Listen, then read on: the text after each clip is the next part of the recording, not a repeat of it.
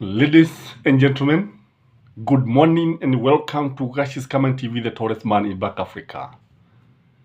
In the run-up to the 2002 general elections, one man was said to be sent to Bordeaux. Today, that man is in Abuja, Nigeria, giving a keynote address on leadership and integrity. The man is not in Bordeaux. The man is giving the government a hell of time. The man is claiming his victory, which was stolen. The man is Raila Amolo Odinga. The other person was said to go to Gatodo. He was told, Mariza Wede. Today, the same man was in Isia County, consoling with the beloved family of the former CS George Magoha. The man is also a thorn in William Samoei Ruto's government. So in this video, I want us to look at the reason behind why the combination of Raila and Ruto is not as dangerous as the combination of Raila and Uhuru Muigai Kenyatta. When you bring Uhuru Muigai Kenyatta and Raila Amolo together, the combination is lethal. And this is what is scaring the government. This is why the government is feeling like is going to run away. That is why the government is feeling the heat.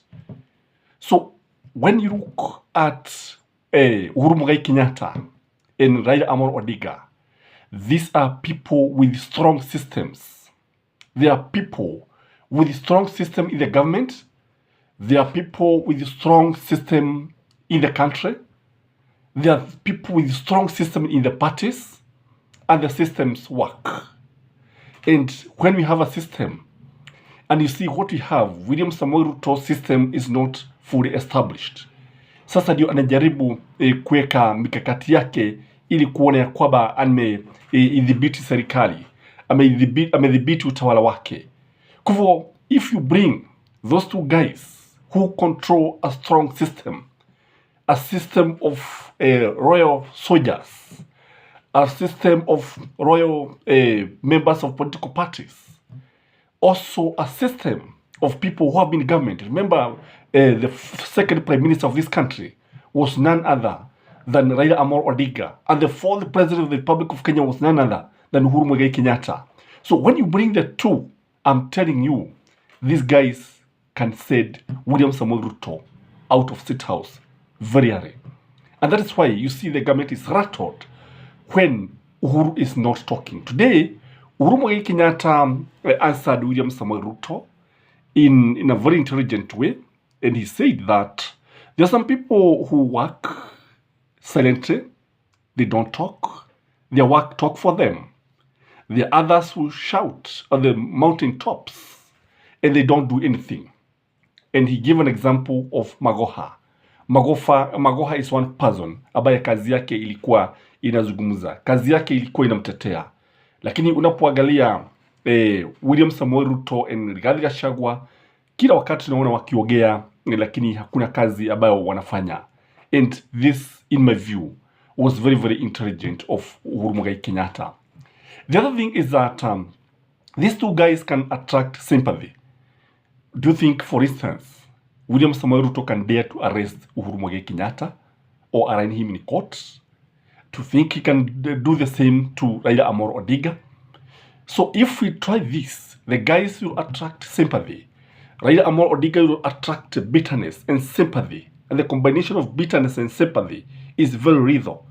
And Uhuru Muigai Kenyatta will also attract sympathy by the fact that he is the former head of state. And he has people who love him very much. So when you combine the two, you realize why the government is panicking. You realize that the government is panicking when they see Raila Amolo Odinga holding meetings. The other reason why they fear the two is because of their deep pockets. Uhuru Muigai Kenyatta could be the richest person in Kenya today, if not the second richest person in Kenya today, Baba is also a man who is very rich, a man of deep pockets, who owns properties in Kenya and inside Kenya. So if you bring the resources together and you compare with what William Samoei Ruto and Rigathi Gachagua own, then you see why they are getting worried. Remember, pesa huvuja milima, pesa hubomoa milima, pesa zinaweza kufanya chochote.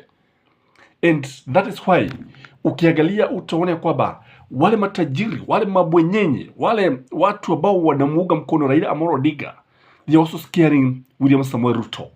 And that is why umeona sasa wameanza kuongea kuhusu mambo ya kulipa kodi, ushuru, something that they have not been talking about, because they feel that when if the two can bring their resources together, I think they can buy the whole government.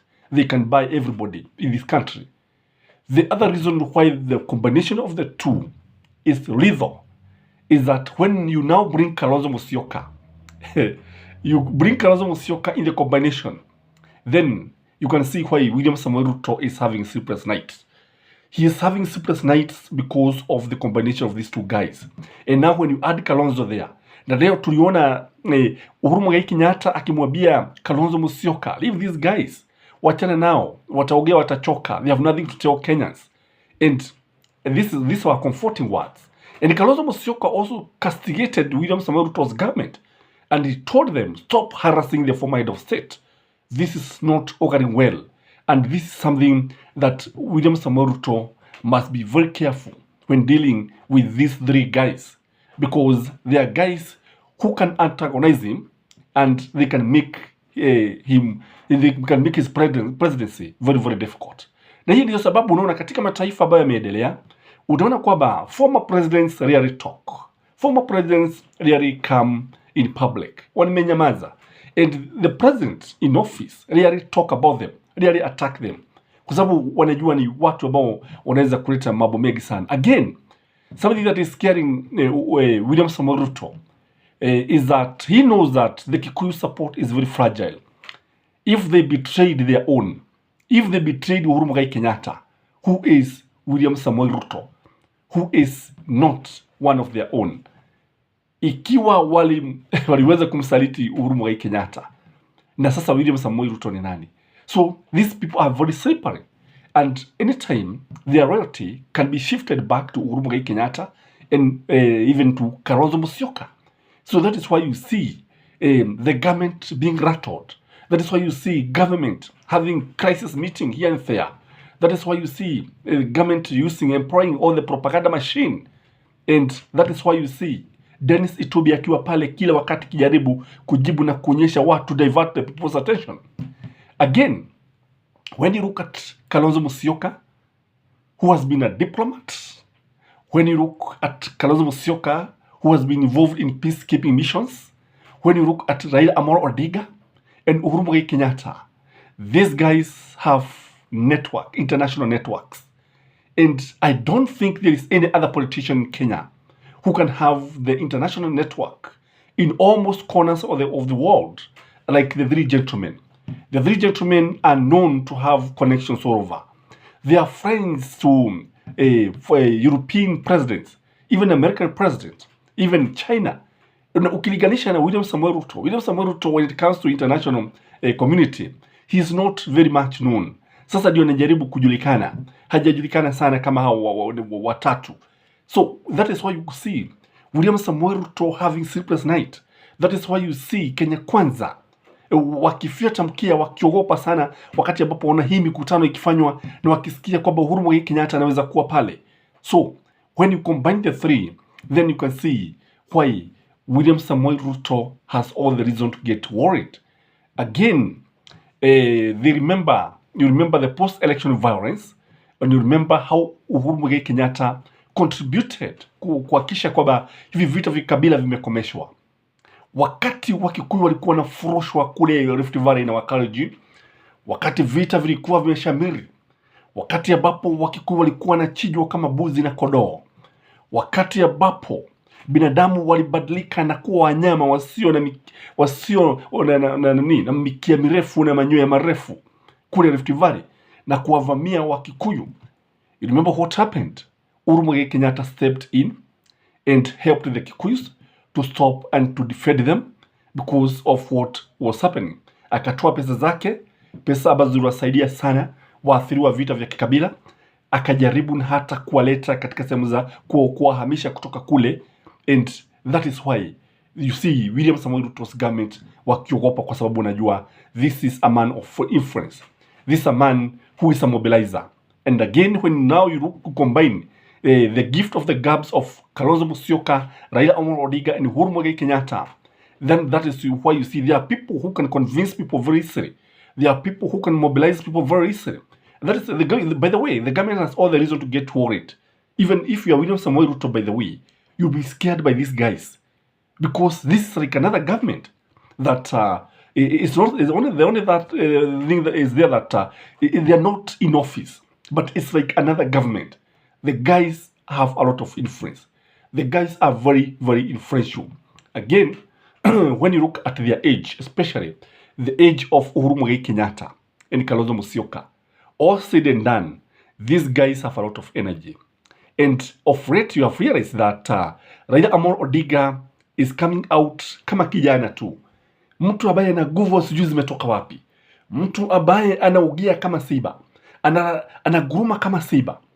In fact, we have seen somebody who is completely different. I think many of viewers here hamkuwa mnajua Raila vizuri. And now the true Raila is coming out. So when you combine now with the age of these other guys, you can see why serikali ya William Samoei Ruto inazidi kubabaika. Because ukiangalia hata kama ni wewe, kusema ukweli, these three guys are lethal. And it's a matter of time before things take a different turn. Especially in 2027. I'm convinced that William Samoei Ruto, if we are going to all the way to 2027, I think he'll be one-term president. That is my take. Guys, is Skyman, the tallest man in Black Africa. Remember to subscribe to our channel, and may you have a blessed day. And please, please like this video as a way of supporting this channel. Bye-bye.